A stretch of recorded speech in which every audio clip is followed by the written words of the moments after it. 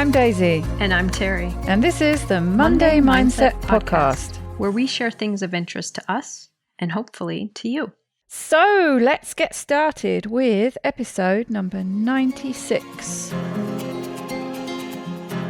And this week, it's Daisy's turn to share something with us. Daisy, what do you have? Well, Terry, as promised, I am back with the second part of the episode I started last time I was on, which is Fearne Cotton's podcast, Happy Place.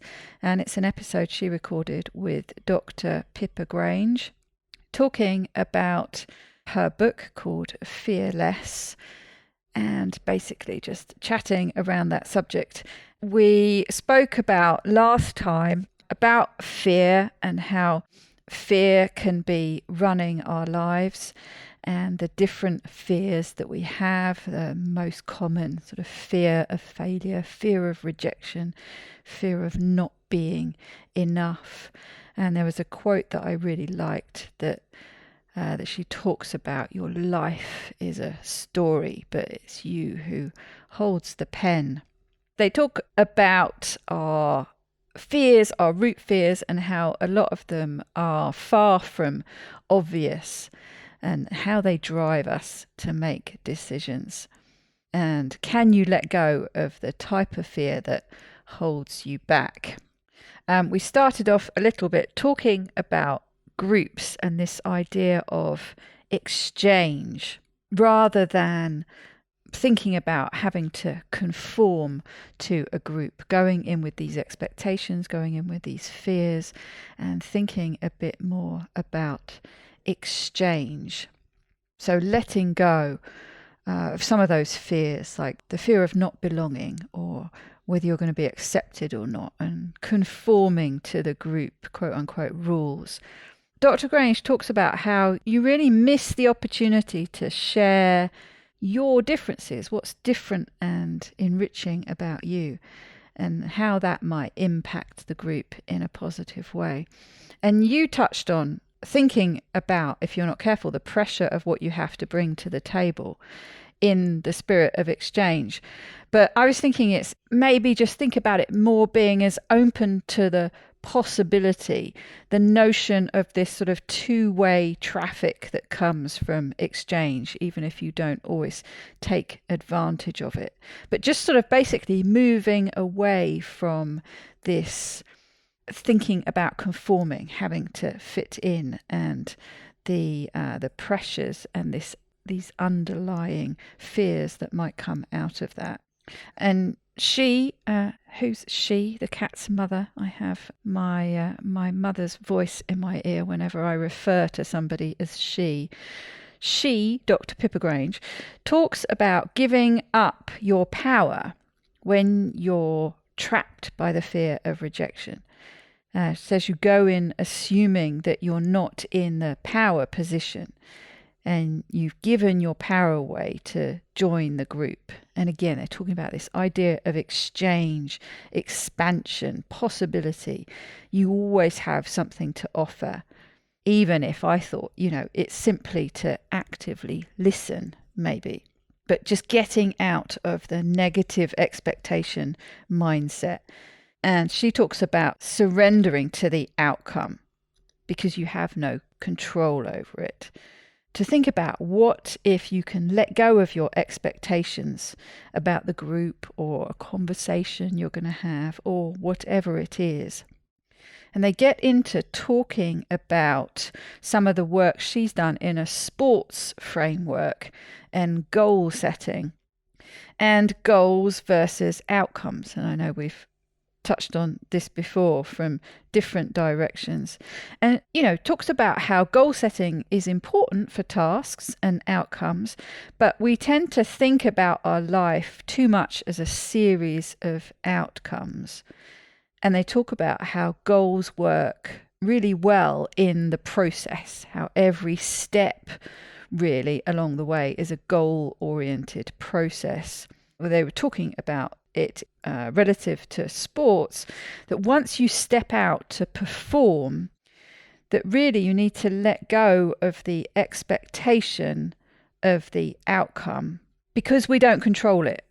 And this goals versus outcomes. We have, unfortunately, she says, no control really over the outcome, but we do have control over the process. We do control action, the process, and the effort we put into something. So they talk a little bit about the work she's done with sports teams and looking at performance. But she said what's so often missing is tenderness and what she calls taking care of the soul. It says we've all heard of this mind and spirit balance. It's important with the mind to drive it rather than let it drive you, and how to manage that. And the spirit, the zest, the vigour, the sense of adventure that goes into it.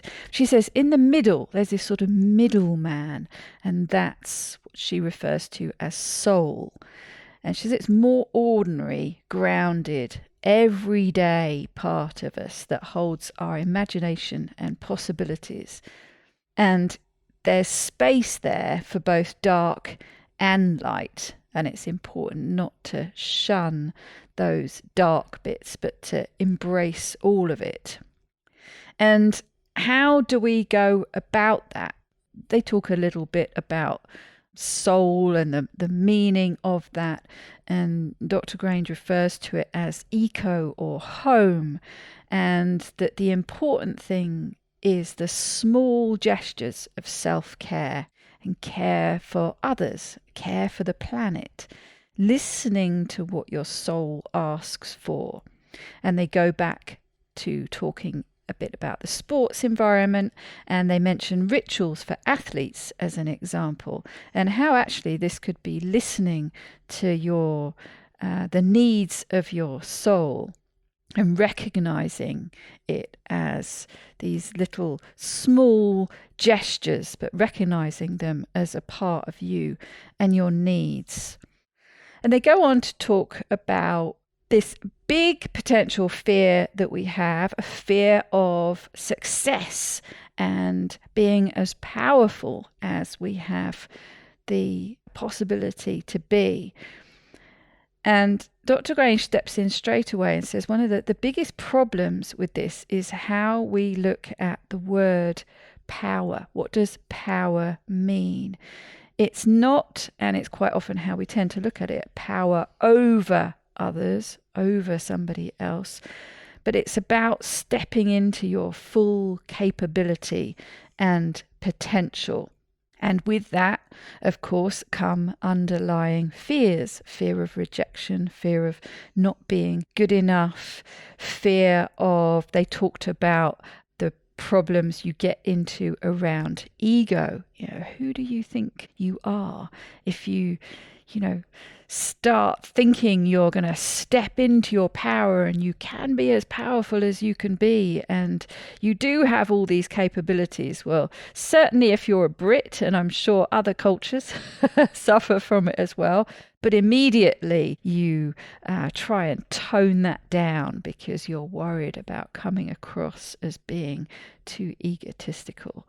But she says, be careful. How much energy and space at your table will you give to all the quote unquote reasons that hold you back from stepping into your power, stepping into yourself, and authentically understanding who you are and why you do things, Fearne says, is really important. And the stronger that is, the stronger your understanding of who you really are, why you're doing things, and the more resilient you're likely to be to all these niggling doubts and fears.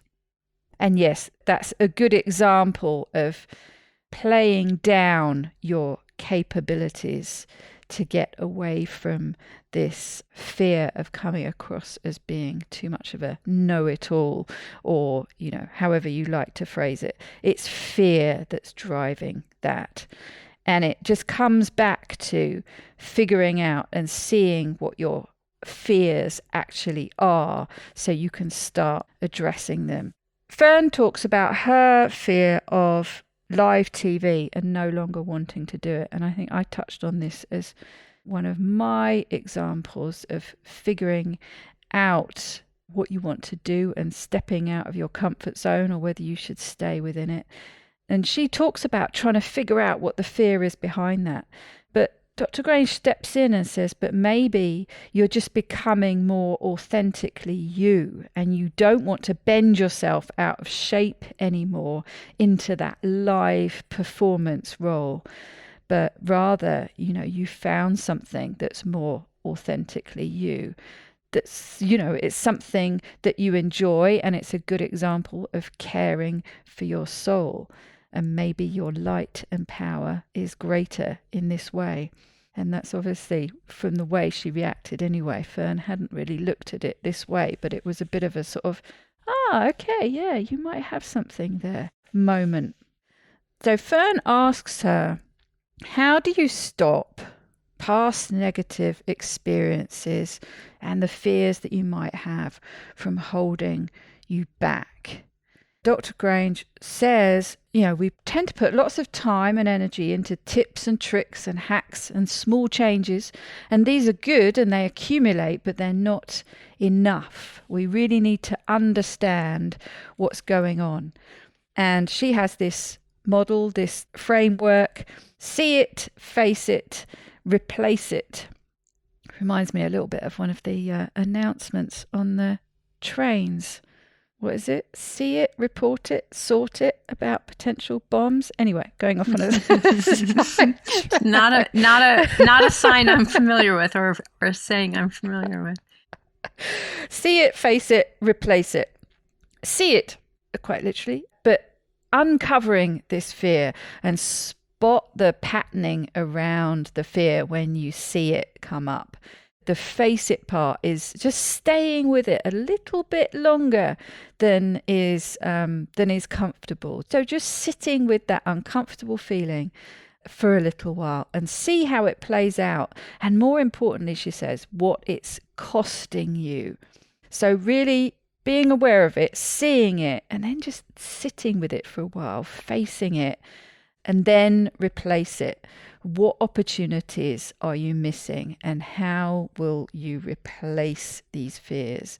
And circling back, ways you do that are the small everyday things, the caring for the soul moments. So she laughed something about, I need to care for my soul by a 2-week holiday in Mauritius. Well, that's not always possible, but it's the small everyday ordinary things that are the caring for the soul moments, which is the way that you can change the story that you're in. And I guess grasp that pen that she mentioned with both hands and rewrite it a bit. And just one final little thing that Fearne said, she just mentioned thinking about expanding rather than improving. And that just circles back to something I mentioned in the last episode about looking left and right rather than always onwards and upwards. I think you can, if you're not careful, you get those blinkers on, don't you? With it's always about going forwards. It's always about progressing to that mythical goal that we're never going to reach if we're not careful, if we don't just take that moment to expand left and right. That might not be something that we can use always directly anyway to propel us forwards, but it will enrich our lives. It will care for our soul, maybe.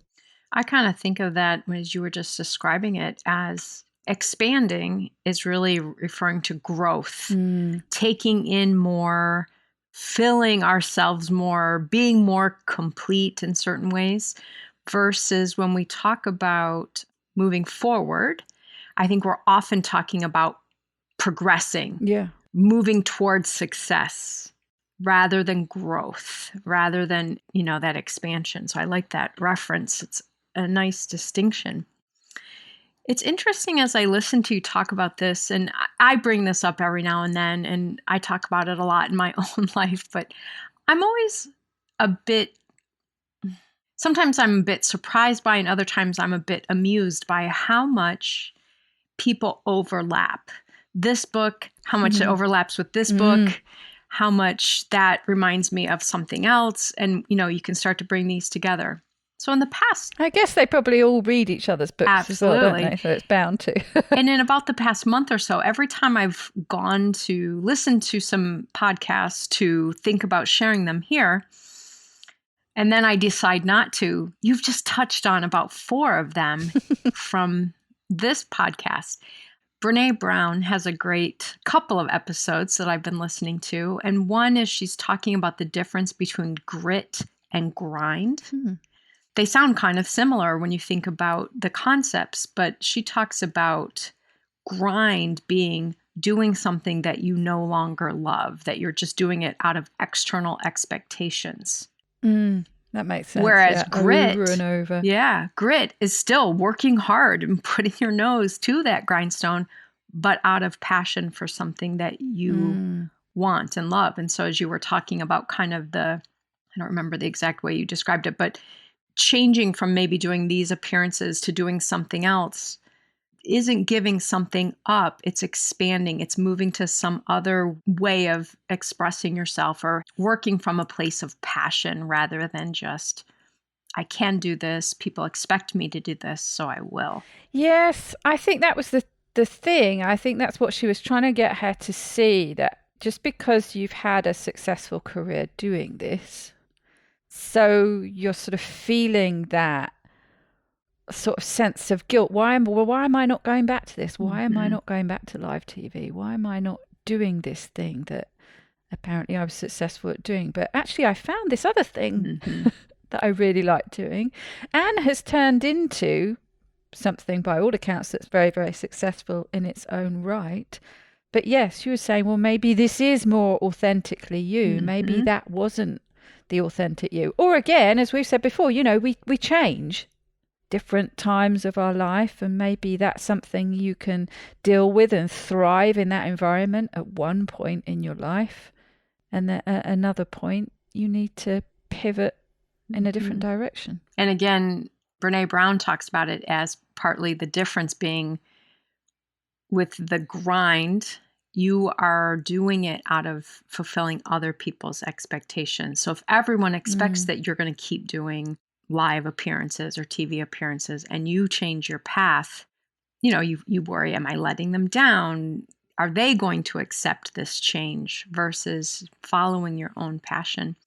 Something else that you talked about came from another Brene Brown episode. The idea of fitting in versus competition. And that's, I know, this is in her new book. I'm listening to her new book. So at some point we'll talk more about the book. It's on my wish list. Yeah. I have to order it. I should share it with you.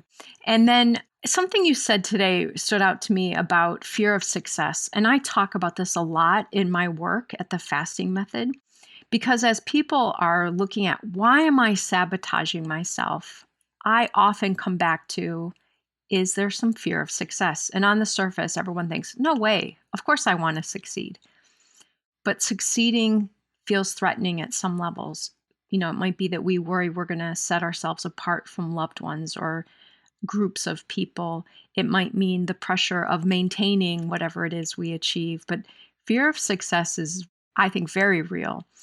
I tend to think of it less about the power piece that you mentioned from this conversation of theirs. But as you were talking about this, I was thinking of a famous quote, and I thought, I'm going to share that here. And I think it's a quote by Nelson Mandela. And so I started to look it up, and then I'm like, wait a minute, I think it's a quote by Marianne Williamson. And I start to look it up, and I find there's actually a misattribution of this famous quote, and that often in places it is attributed to Nelson Mandela's inauguration speech. And he's actually not the one who said it. It does come from Marianne Williamson, but I think people will recognize it. Our deepest fear is not that we are inadequate. Our deepest fear is that we are powerful beyond measure. It is our light, not our darkness, that most frightens us. We ask ourselves, who am I to be brilliant, gorgeous, talented, fabulous? Actually, who are you not to be? Now, she is a religious writer, and so she does refer to God. But this quote is so famous and so often used. And I think it's so true that it's that being in that, standing in a place of success and owning our power is also very threatening at times. And so I think it's a great concept to be continuing to look at and weigh out in our personal lives. Well, funny enough, they did mention and paraphrase that very quote. But who did they attribute it to? So they were, they did get it right, actually. They did. They attributed it to Marianne Wilson. Nice. So there you go. Nice. So they were obviously thinking on the same lines. But yes, I particularly like this idea of expanding left and right. I mean, Fearne talked a little bit and they mentioned it relative again to sports. But this performance to survive, and we've mentioned before on podcasts, playing not to lose. It has this fear behind it. And Fearne talks about, just always trying to get as quickly as possible to the safety, or how she perceives the safety of the goal at the end, as fast as possible. But that means you don't take the time to appreciate the process. And again, going back to the sports, surrendering to the fact that you don't control the outcome. So as soon as you step onto the field, whatever sport it is you're playing, surrendering to the outcome and enjoying the process. And I guess, and trusting in the actions and the time and the effort you've put in, but actually spending some time in that moment, not just blinkers on and thinking about the end goal. I think it's all too easy to do. It's always in this forward movement, and you run the risk of not being able to see what's left and right. I also think of that as you're describing it, using the word soul. Our soul, I think, in the way she's talking about it, is not geared toward success and improvement and winning. Our soul is about expanding. Our ego is about success, is about winning. And even some of our kind of primal instinct for survival is about moving forward, reaching the goal, success of, procuring food or escaping the lion or whatever. But really, when you think about the idea of your soul, the goal is about expansion. So that left to right, wide array of expansion is so much more fitting for that reference. Yes, and I liked her link to thinking about it as eco and home. Little, small moments of care for yourself, for others, for the planet. Little everyday things. So there you go. That's wrapped up. A really worthwhile episode to go and listen to the original. I would recommend it. And it's a nice podcast. I like it. It's in general, from the episodes I've listened to anyway, quite uplifting and very good. Feels good to listen to. Yeah, I like those. As opposed to my favorite murderer that never feels good to listen to. But these episodes, like you said, they kind of redirect us into a place of hope and expansion rather than gloom and doom or rigid progress. It's really just kind of opening us up. Well, I hope everyone can take this in and maybe go listen to the original episode if they're interested, or just apply some of the things that you've shared with us here. Yes, take some moments to care for your soul this week. Absolutely. Have a great week. Take good care, everybody. Bye-bye.